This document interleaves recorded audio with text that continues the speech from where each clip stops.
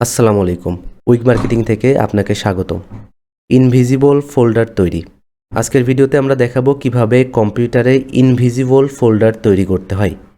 যেমন আমার এখানে একটি ফোল্ডার দেখতে পাচ্ছেন, যেটি ফোল্ডার আইকনও দেখা যাচ্ছে, এমনকি ফোল্ডার নামও দেখা যাচ্ছে। কিন্তু আমার এখানে আরেকটি ফোল্ডার আছে যেখানে ফোল্ডার আইকনও দেখা যাচ্ছে না, এমনকি ফোল্ডার নেমও দেখা যাচ্ছে না। অর্থাৎ এটি সম্পূর্ণ ইনভিজিবল একটি ফোল্ডার, বাট এটি ক্লিকেবল।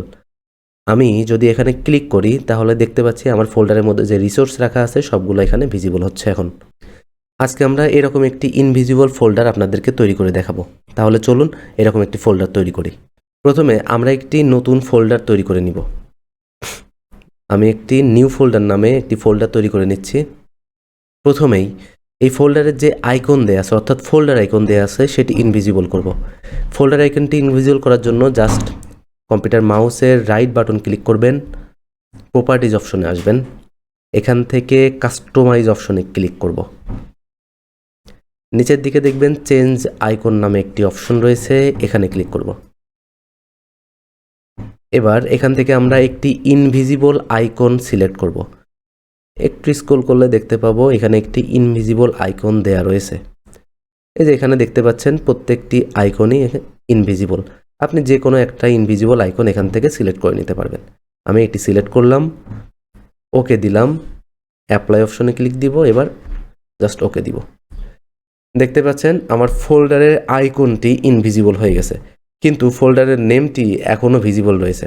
এবার ফোল্ডার নেমটি ইনভিজিবল করার জন্য আপনার কম্পিউটারে স্টার্ট মেনুতে গিয়ে সার্চ দিবেন ক্যারেক্টার ম্যাপ। দেখুন ক্যারেক্টার ম্যাপ লিখে সার্চ দিবেন। ক্যারেক্টার ম্যাপ লিখে সার্চ দেওয়ার পরে এখানেও অনেকগুলো ইনভিজিবল ক্যারেক্টার পাওয়া যাবে। জাস্ট এই ইনভিজিবল ক্যারেক্টারটি কপি করে আপনি সিলেক্ট করবেন। আমি নিচের দিকে যদি স্ক্রল করি,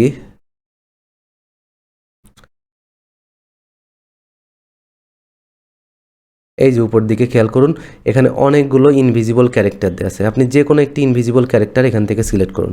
আমি এটি সিলেক্ট করলাম, এখান থেকে সিলেক্ট অপশনে এবং এখান থেকে কপি অপশনে। এবার এই ফোল্ডারের এখানে এটি রিনেম করবেন। রিনেম অপশন এসে জাস্ট যে ইনভিজিবল ক্যারেক্টারটি কপি করেছেন সেটি এখানে পেস্ট করে দিবেন। দেখতে পাচ্ছেন আমার এই ফোল্ডারের নেমটিও ইনভিজিবল হয়ে গেছে। আমি যদি এখন এখানে ক্লিক করি, দেখতে পাচ্ছেন আমার এই ফোল্ডারটি সম্পূর্ণভাবে ইনভিজিবল হয়ে গেল। আশা করি ভিডিওটি ভালো লেগেছে। এতক্ষণ উইক মার্কেটিংয়ের সঙ্গে থাকার জন্য আপনাকে অসংখ্য ধন্যবাদ।